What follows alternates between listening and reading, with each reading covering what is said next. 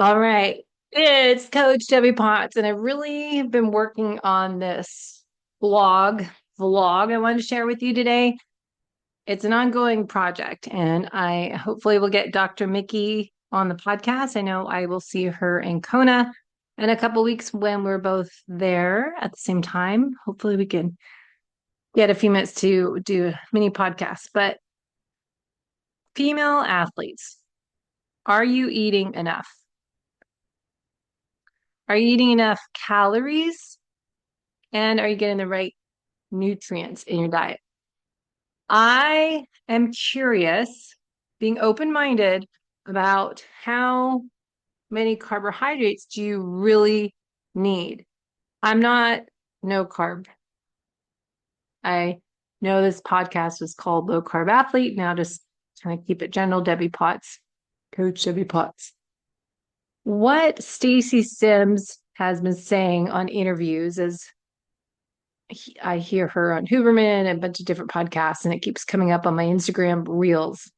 So I wanted to dive into this. I'm a believer in there's not one size fits all. Everybody, men and women, are unique. Women obviously are different than men. Your metabolism is going to be slightly different than others. Now, I've gone over my metabolism testing before, and I can identify how well you, male, female, whatever age, whatever stage of female hormone cycle you're in, our ability to burn fat as our main fuel source, being metabolically healthy, is going to be different.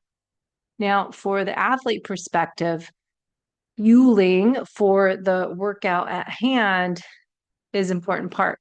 And we know when we're doing our metabolism testing, we can look at articles I've shared from Pinoe and looking at what we are testing when we're doing a fitness test. We offer these two metabolism markers. At rest, we're testing all these different things. And then during your workout test, we're increasing the intensity and looking at how well you are using fat and then glycogen.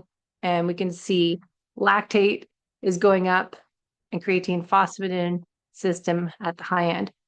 So we can determine what are your training zones based on testing and not guessing your fuel sources at rest and various intensities. With that, we can also tell what are your calories burned per minute, right? So we can see, let me pull up your active metabolism test. We are going to see how many calories you as a unique individual burn. And then I can see your rest metabolism, how much do you need at rest. So we can tell if we're doing a test, what is best for you as an individual. And then we can see what is best for you as a male or female. And we can look at those markers when we test your metabolism as this report from Pinoe. So let's dive into some of the articles I've found. And I did want to share one last thing on this report on the very last page on your packet you get after testing. We can figure out your training program and your workout, what you need to do, what are your fuel sources used in your different zones, and we can determine your zones, which should improve. So if your zone 2 is really low, that should improve in time. And then we can figure out how many calories you're burning from carbohydrates and fat at rest. So test and not guess for men and women. For women, we want to test ideally in your follicular phase. Stacy Sims told me once, and luteal phase, it might be different results. How well do you burn fat? What happens in our different phases of our hormone cycle for women? We want to look at that change in our training and mapping out our workout schedule and fueling schedule as I do for my clients, and I have a program on Training Peaks I'll put in there. What Stacy Sims is saying, she's got all these blogs, are you draining your body's battery? This is last year. I find this important as many of us females and male, but more females, we try to lose weight by exercising more and eating less. And when we got into the intermittent fasting in OMAD, the last 5 years or more, I think what ends up the result of that fasting for active athletes, men and women, we end up not eating enough. So if we look at your training schedule, we look at your metabolism test, we can look at your workouts and figure out on your training peaks and your Garmin how many calories you're probably estimated burning at your low end to high end based on that workout. And then how much are you eating? Just kind of guesstimate. Now, we know if we're doing a lot of cardio zone 2, you're burning pretty much mostly fat, because if we're doing a true zone 2, we're determining that in your tests that we're measuring your peak fat burning zone and your metabolic crossover point. When we're designing your workout program, men and women, how much time you need to spend in each zone, well, that will be based on your goals, you're training for any race, but also your results page. Where are you now? What's holding you back from being your best self? Then we can determine, well, you're not doing enough zone 2. You're doing too much high intensity. You have great performance here, so you don't need to do that. But maybe you're not doing enough zone 1, zone 2 workouts, and your fat burning efficiency is not great because you're doing all your workouts burning glycogen and higher intensity workouts. And also recovery capacity, I could say, hey, you're doing a lot of high intensity, but you're really not doing intervals because your recovery capacity is not great. So your heart rate isn't dropping quickly down. So that means to me, your interval training isn't going down to zone 1. You're doing interval training in zone 3 to zone 5 because people aren't coming down all the way. Going back to female athletes, Stacy Sims, I think, is right. We have tendency as athletes, females, to not eat enough because we're fasting, we're trying to get more workouts in to burn fat. But what happens when we do too much fasting, not eating enough, low energy availability may backfire not only on your performance gains, but also on your metabolism. So I can do your resting metabolism test and we can identify how much are you burning at rest, and are you burning carbohydrates, and are you burning fat? How much percentage of that? Now we can look at your, ideally, I want to see what your insulin is because a lot of clients can, even if you're low carb as myself, be insulin resistant because of chronic stress. So we want to look at how is your metabolism at rest. Here's our report that we'll get from PNOE, metabolism testing analysis, and we'll go over this results. Breathing, heart rate variability is a heart fitness. If you're more sympathetic dominant, we'll know that, all right, we need to dig a little deeper and look at your LF and HF score and figure out how balanced you are. These top 3 are your metabolism, metabolic fitness, RMR, resting metabolic rate, fat burning efficiency.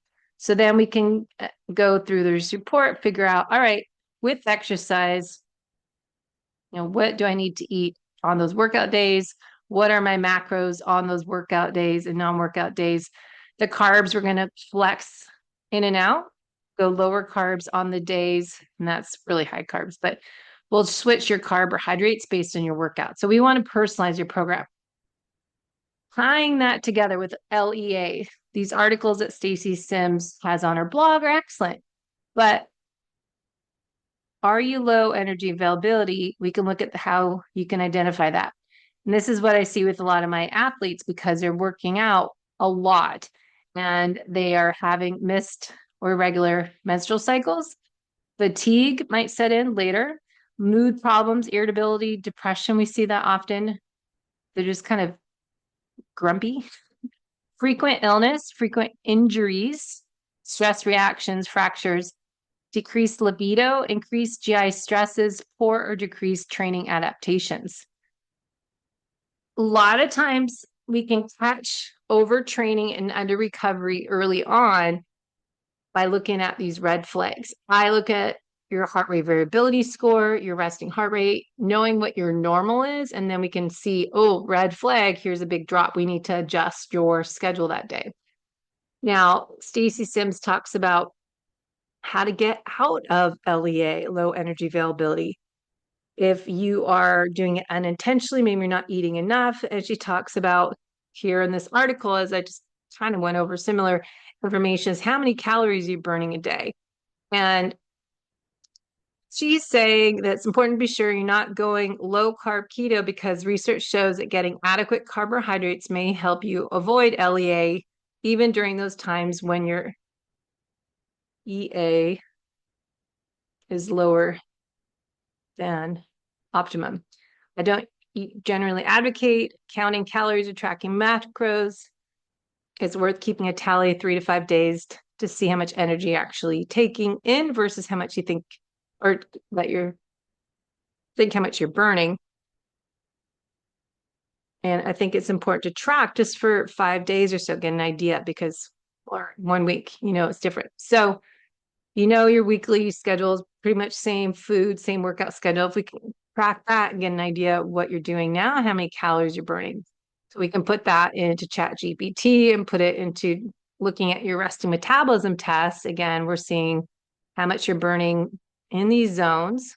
And then we're looking at your resting metabolism, what your RMR is. Then we can guesstimate, doing a metabolism test isn't 100% accurate and doesn't translate from a lab testing treadmill or bike test or rower into your workouts outside. So there's template, starting point.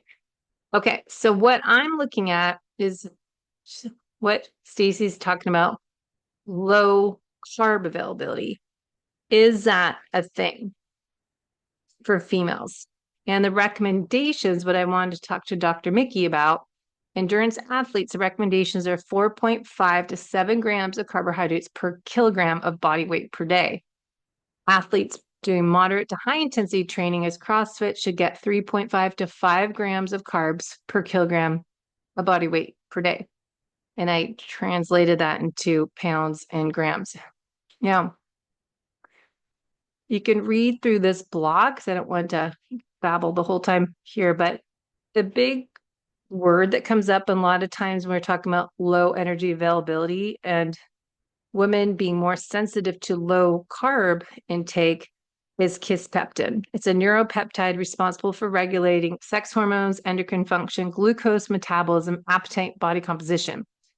And we've talked about this before. And reduced kisspeptin can lead to increased appetite, decreased energy expenditure, and reduced insulin secretion, which can negatively impact your health.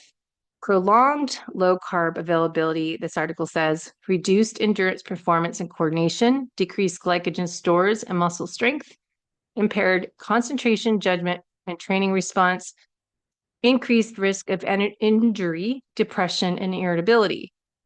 The article said for athletes aiming to build lean mass, improve performance, low carb availability also impairs key adaptations by increasing branched chain amino acid oxidation.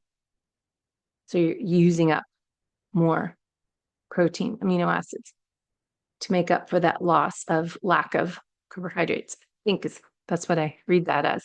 So when combined with low energy availability, the effects of hormone balance, adaptation, and health are magnified, often leading to compromised performance and recovery.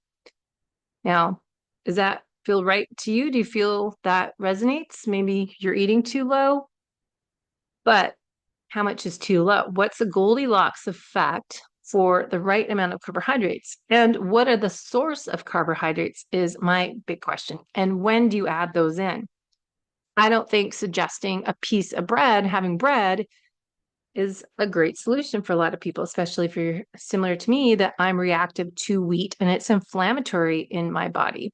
So that's not a good source, but we may have some sweet potatoes. Now, why carbohydrates are essential for female athletes, article says, to support a healthy immune response, regulate stress hormones, as cortisol, and improve recovery from exercise. Current carb recommendations don't account for female-specific adaptations, hormone fluctuations regarding your menstrual cycle. So to avoid low carb availability, they suggest, and I'm not agreeing with this, I'm just telling you what this is the article, and then we'll look at the other side. So we need to be open-minded and see what makes sense to you. This article says you need to fuel for the work required. this is where I think it's important to know what is your intensity and test and not guess. What is your calories you need a day for resting metabolism and then activities and then daily activity movement? How many calories are you burning? And what fuel source, when you're above this zone 2, you are burning fat zone 1 and 2. But if you're above that, you're burning glycogen. So yes, you need to look at what fuel source you are using in that workout. And if you're doing all your workouts burning glycogen, it might be different. So consuming enough carbohydrates are relative to your training session, but avoid finishing completely depleted. She says eat as soon as possible after exercise. Recommendation to consume at least 1.2 grams of kilogram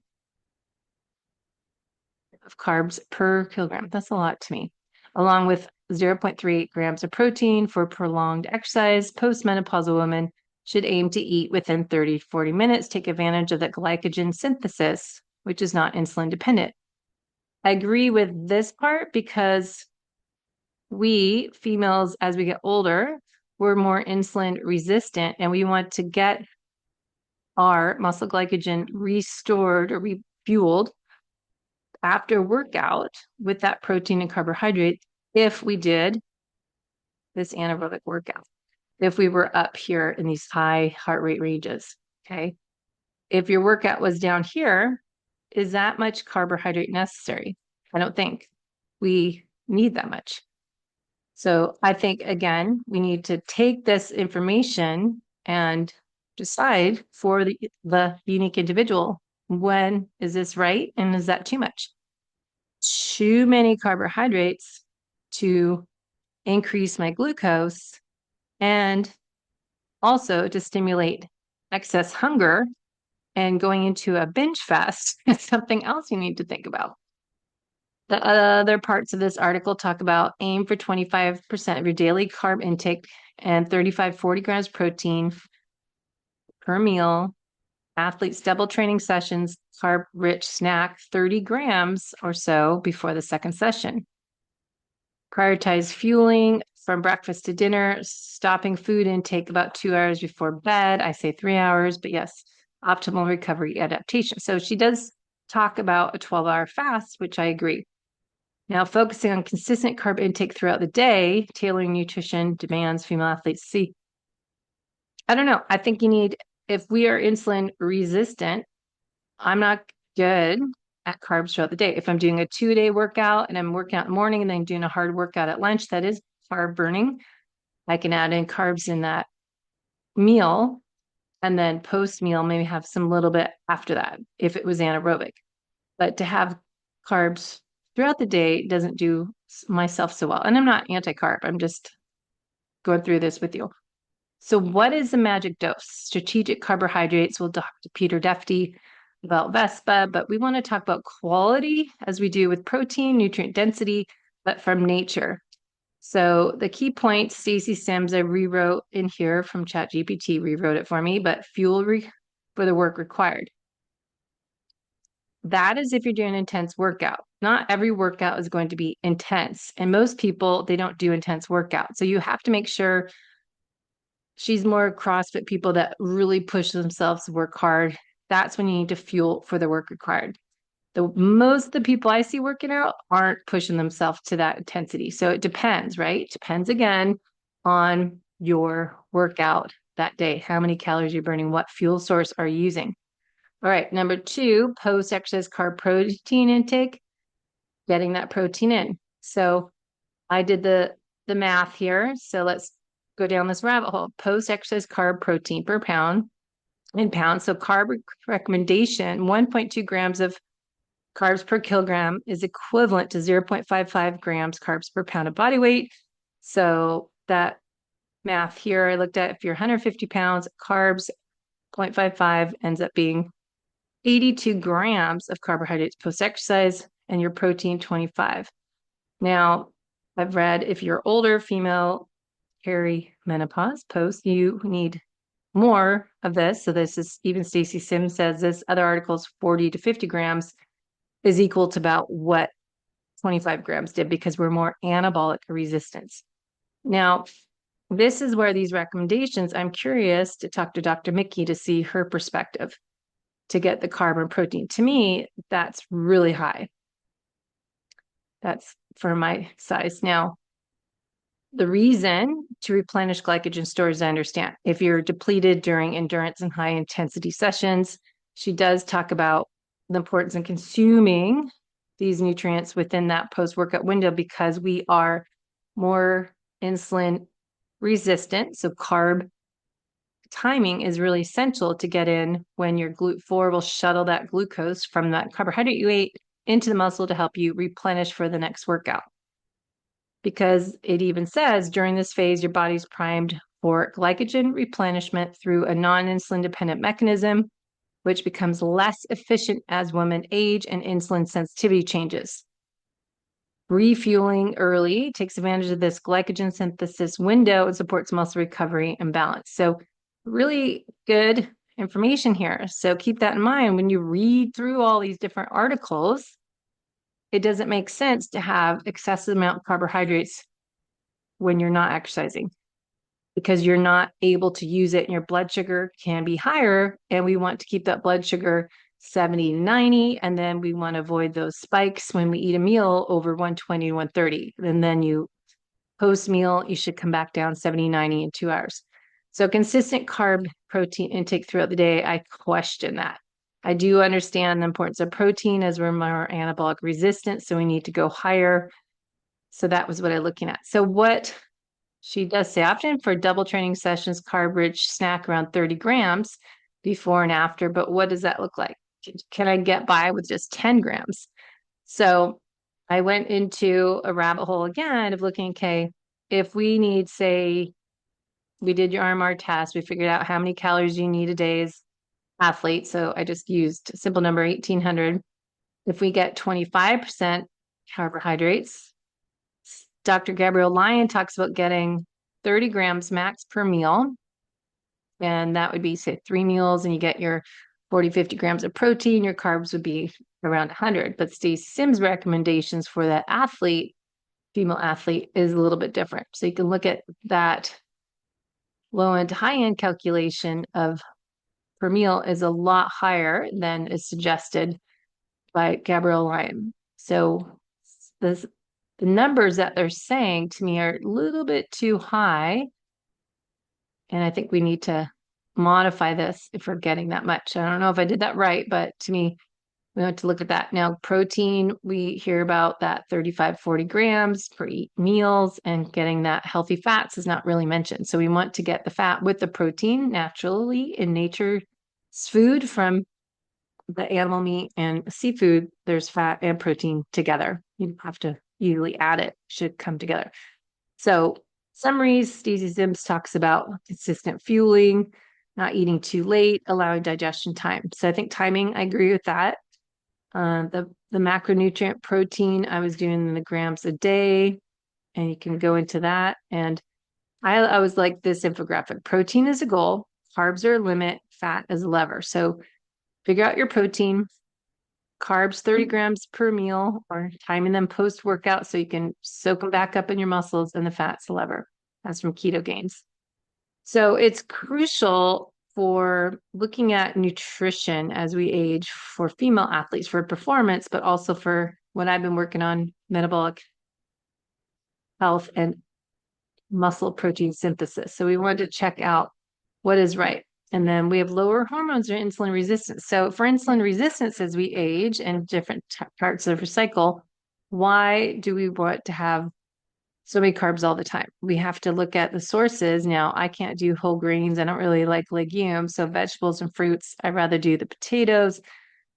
But other people say no potatoes. So it depends on you what doesn't spike your glucose up too much. So instead of large carb heavy meals, having smaller meals might help you. Focus on timing around your workouts. I agree with pre-workout, maybe just 20 grams of some protein is suggested, and that seems right. But maybe I just need 10 grams. So maybe a half of a bar, Laird's bar, and look at post-workout, a little something, or have some berries. So prioritizing those carbs post-exercise when you are doing more of these high heart rate workouts. So We look at your training schedule, we look at your fuel plan and match your intensity with your fuel plan. Suggestion of those carbs post-workout we need to look at. So more rabbit holes I did looking at post-exercise glycogen replenishment, looking at the glycogen synthesis window, 30 to 60 minutes. For women, men can go longer. Increase insulin sensitivity post-exercise. You can read about that. And the research and carb recommendations, the research studies, I have all there. So you can dive into this blog. Whoops. Hold on. Sorry, push the button. And look at the conclusions. Now, I think it's important to look at what is working for you.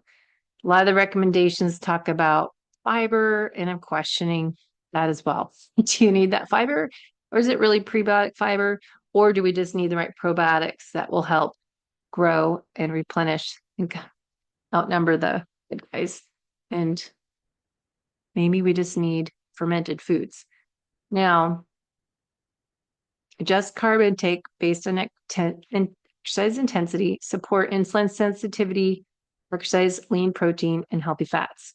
Low carb periodization, what type of fiber? I don't like beans and lentils and whole grains, I avoid, but look at, again, prebiotic fibers or fermented foods. Quality carbohydrates, timing, portion control. This is a big thing with people that are carb addicts, that it's like having one drink if you're alcoholic. You have to look at what type of carbohydrates you're using so it won't set you into a binge. Post-workout, ensuring rapid exercise carb intake help get your muscle glycogen restored if you did an anaerobic workout, or anaerobic's not the right word, carb burning workout.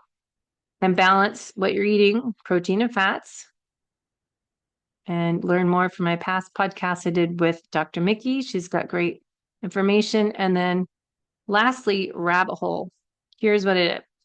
If we hear that we need to have something to eat in the morning to balance our blood sugar, because we might wake up and work out and our blood glucose levels are low, and we have our glycogen stored in our liver and our muscles. And what it would cause me to go down this rabbit hole is how much glucose is required by the body at once. If you've heard, 1 teaspoon. Average adult has 4 to 5 grams of glucose circulating in the bloodstream at any time. If this is equivalent to 1 teaspoon of sugar in total. So if you wake up in the morning and you need to not cause your body to be in more stress, we're going to go work out. Do I really need to have 30, 40 grams or 20 grams of carbohydrates, or do I just need something? So I pulled up this to know, okay, what is 4 to 5 grams look like? Not much. 1 teaspoon of table sugar has 4 grams of carbohydrates. 1 teaspoon of honey, 1 slice of a banana, 1/10 of a medium banana, 4 to 5 grams. White bread is 1/6 of a slice, has 4 to 5 grams. 1 thin slice of an apple, and orange juice, 4 to 5 grams, 1 sip. So you question if you need a lot of carbs pre-workout before you burn fat is some of the articles I hear about. Restricting carbs hurts performance and health because of the hormone kisspeptin, that we don't burn fat until we have some carbohydrates. We want to look at nutrient timing and question